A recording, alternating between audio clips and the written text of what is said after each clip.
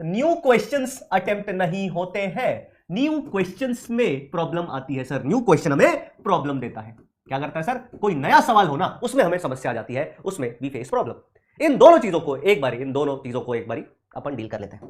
अगर देखो सबसे पहले कि अगर आपकी स्पीड स्लो है तो इसके लिए अपन क्या करेंगे, इसके लिए पहले स्पीड स्लो की बात कर लेते हैं। स्पीड स्लो के लिए तो आप इसको ना ग्रेजुअली इंक्रीज कर सकते हो सर। ये हमेशा इंक्रीज कैसे होगा? ग्रेजुअली, है ना। आप ऐसा नहीं कि आज जाओगे, आज आपने 10 मिनट में एक सवाल किया, कल 10 मिनट में 15 सवाल कर दोगे, नहीं होगा सर। आज 10 में एक हुआ है, कल 9:30 में एक होगा, फिर 9 में एक होगा। ऐसे ऐसे धीरे धीरे ये चीजें बढ़ेगी सर, ये बात याद रखना। ऐसे ऐसे धीरे धीरे ये चीजें बढ़ती जाएंगी सर, धीरे धीरे, बहुत स्लोली। दूसरे की अगर हम बात करें, अगर आपकी स्पीड स्लो है तो आपको जितने भी क्वेश्चंस सॉल्व करने हैं, जितने भी क्वेश्चंस आप सॉल्व करेंगे उसको टाइम बेस्ड तरीके से करें। कैसे करें सर? टाइम बेस्ड तरीके से। और सबसे बेहतरीन स्पीड बढ़ाने का तरीका जो है, सबसे बेहतरीन स्पीड बढ़ाने का तरीका है कॉन्फिडेंस। भाई अगर तुम्हारे अंदर कॉन्फिडेंस आ गया ना, भाई अगर एक बार तुम्हारे अंदर कॉन्फिडेंस आ गया ना, और एक ही दिन चमकेगा, एक दिन अगर वो चमक गया ना तो कॉन्फिडेंस तुम्हारे अंदर का, तो तुम धागे खोल दोगे सब चीजों के। तो कॉन्फिडेंस आना, कॉन्फिडेंस कैसे आएगा? अब मेरी बात सुनना। मान लो तुम, एक एग्जांपल देता हूं, मान लो तुम क्रिकेट खेलने गए और मैंने तुम्हारे सामने मिचेल स्टार्क को रख दिया। तो मिचेल स्टार्क के सामने तो बड़े बड़े बल्लेबाज भी डरते, तो तुम्हारी क्या हालत होगी तुम जानते हो कि बल्ला लगेगा नहीं लगेगा, पता नहीं कहां कहां फोड़ देगा, है ना, सुझा देगा मार मार के।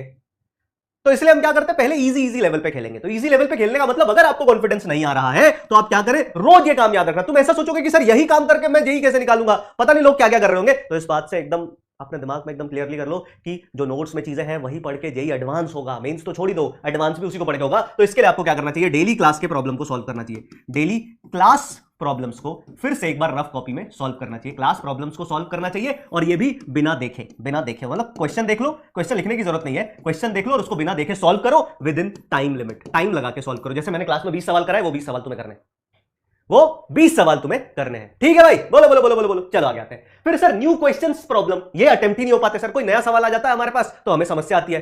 तो इससे मैं आपको एक एग्जांपल छोटा सा देता हूं, सुनिएगा ध्यान से। एक बार है ना 2006-2007 की बात है।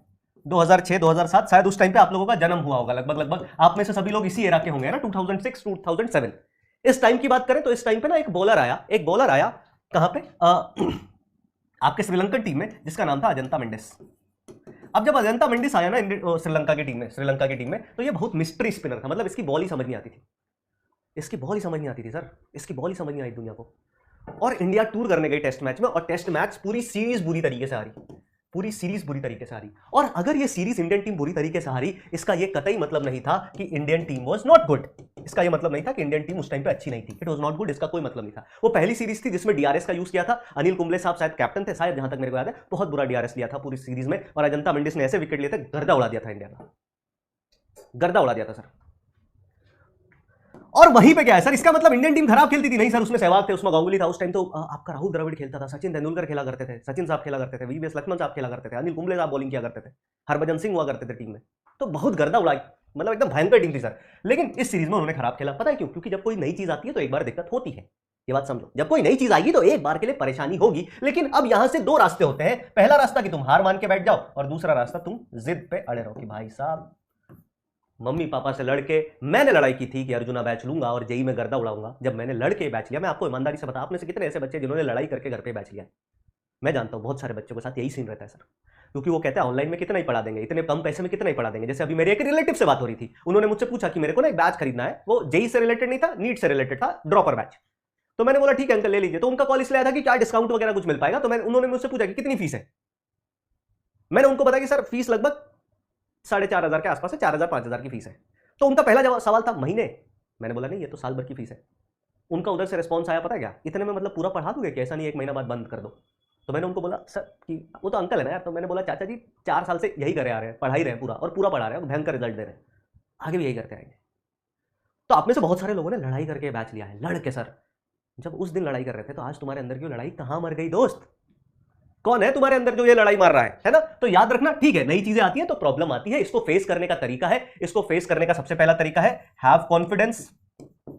कॉन्फिडेंस रखें। कॉन्फिडेंस कैसे आएगा? कॉन्फिडेंस इस तरीके से आएगा। और दूसरा, हमेशा याद रखना कि आप स्लोली जेई का स्टेप ले पाओगे। आज ही के दिन आप जाके एडवांस में नहीं फोड़ के आ सकते।